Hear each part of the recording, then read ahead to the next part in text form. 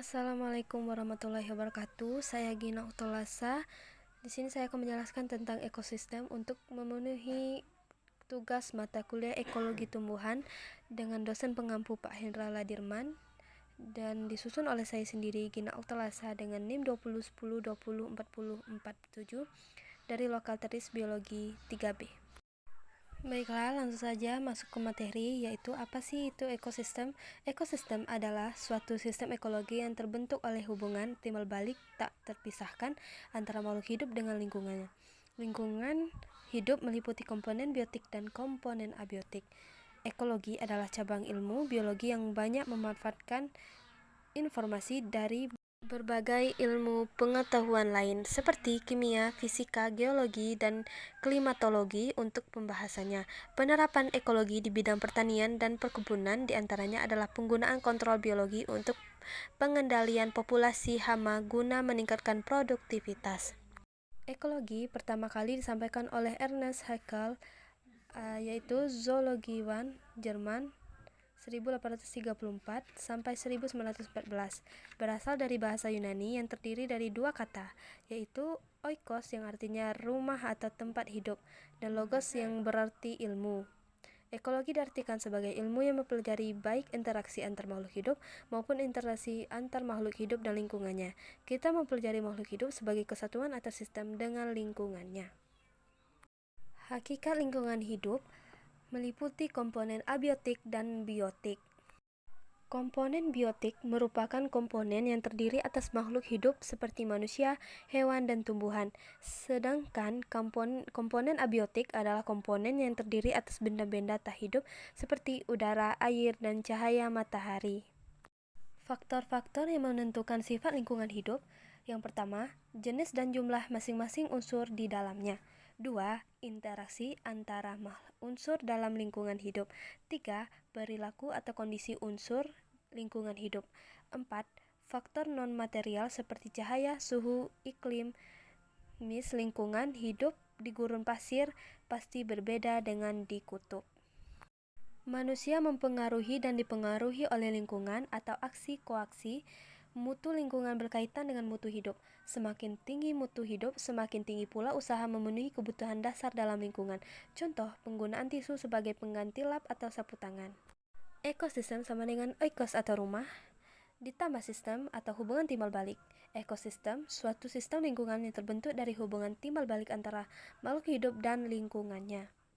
Komponen biotik meliputi A. Autotrofik atau makhluk hidup yang mampu menghasilkan makanannya sendiri, tumbuhan hijau.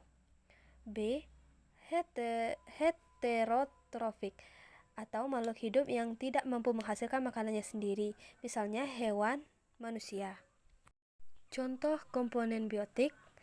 Komponen penyusun ekosistem seperti komponen abiotik, yaitu udara, air, cahaya, mineral, suhu, kadar garam, keasaman, topografi. Komponen penyusun biotik. A. Produsen, mampu menghasilkan atau mensintesa makanan bahan organik dari bahan organik, contoh tumbuhan hijau. B. Konsumen, kelompok organisme ini tidak mampu mensintesa makanan sendiri, hanya mengkonsumsi makanan yang sudah jadi, contoh hewan dan manusia. C. Pengurai atau dekomposer, kelompok organisme heterotrof. Dekomposer atau pengurai adalah organisme yang memakan organisme mati dan produk-produk limbah dari organisme lain, seperti bakteri dan jamur. Dalam suatu ekosistem terdapat produsen, konsumen, dekomposer, dan detritivor.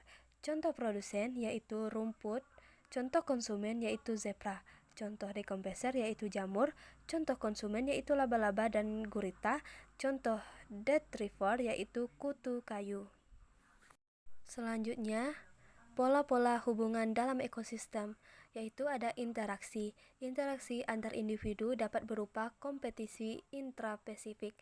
Interaksi antar populasi dapat berupa predasi, kompetisi interspesifik, dan simbiosis.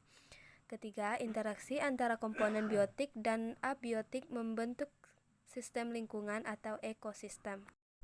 dan interaksi antar ekosistem di permukaan bumi membentuk biosfer.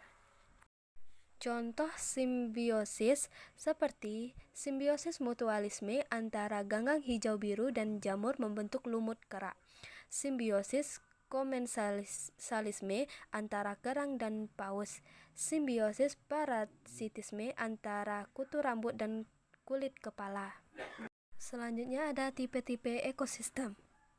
Yang pertama, ekosistem air, yaitu meliputi ekosistem sungai, ekosistem danau, ekosistem laut, ekosistem pantai pasir, ekosistem terumbu karang.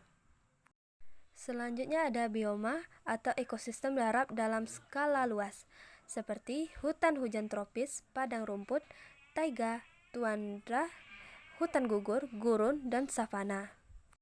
Selanjutnya ekosistem buatan, seperti sawah merupakan ekosistem buatan.